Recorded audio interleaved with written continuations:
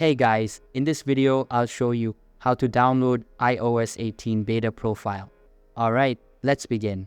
First of all, open the Settings app on your iPhone and make sure you are connected to a stable Wi-Fi connection.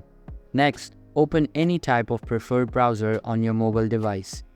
This could be Safari, Chrome, or any other browser you like to use. In the browser's search bar, type in beta.apple.com and hit search.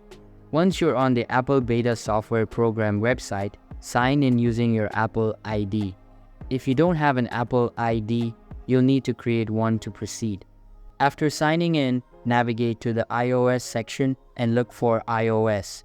There, you will find an option to enroll your device. Follow the on-screen instructions to download and install the iOS 18 beta profile. This will involve downloading a profile to your device and then installing it through your iPhone's Settings app. Once the profile is installed, you will be able to receive the iOS 18 beta update automatically when it becomes available.